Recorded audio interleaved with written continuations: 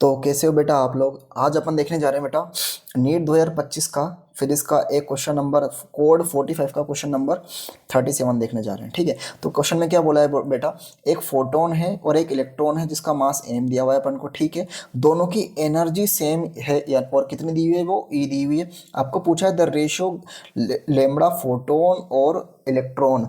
तो जो फोटोन होगा उसकी जो फ्रीक्वेंसी होगी तो उससे एसोसिएटेड उसकी वेवलेंथ भी होगी। तो फोटोन की वेवलेंथ और इलेक्ट्रॉन के साथ क्या होगी, एक मैटर वेव एसोसिएटेड होगी।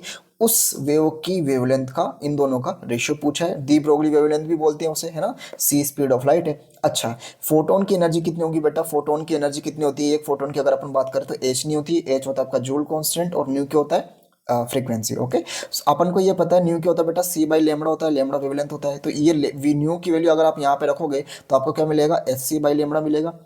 फोटोन की एनर्जी ई और लेमड़ा की फोटोन की वेवलेंथ कितनी है बेटा, लेमड़ा है। तो यहाँ तक आया कि नहीं आया। अब यहाँ से आप लेमड़ा को इधर ले जाइए और ई को इधर ले जाइए, तो आपको ये इक्वेशन 1 मिलेगी कि नहीं मिलेगी, lambda photon is equal to H C by E, है ना। तो ये क्या है, इक्वेशन 1 जो आपको ये दिख रही है ये है बेटा आपका फोटोन की वेवलेंथ, है ना। यहाँ तक हुआ काम। अच्छा, अब इलेक्ट्रॉन से क्या एसोसिएटेड होगी, मैटर वेव एसोसिएटेड होगी, उससे उसकी वेवलेंथ का क्या फॉर्मूला होता है, lambda is equal to H upon P, de Broglie wavelength से, है ना, डी ब्रोगली थ्योरम से।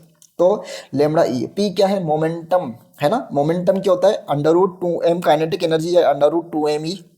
अरे होता है कि नहीं होता है। अपन क्या कर रहे हैं, दोनों की वेवलेंथ निकाल रहे हैं, दोनों का फिर रेशो ले लेंगे। अच्छा, इसको आगे सोल्व करेंगे। अच्छा, यहीं तक ही। अच्छा, अब अपन दोनों की वेवलेंथ का रेशो पूछ रहा है तो रेशो कर देंगे। तो ये तो पहले ऊपर तो रखना है अपन को फोटोन की वेवलेंथ को, तो ये तो आएगा बेटा आपका एच सी अपॉन ई।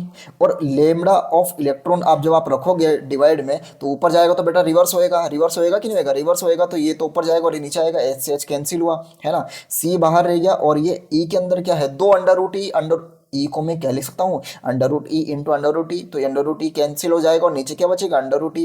तो आपका फाइनल आंसर बचेगा सी under root 2m by E. यानी कि कौन सा ऑप्शन होगा बेटा आपका, ये होगा आपका सी ऑप्शन।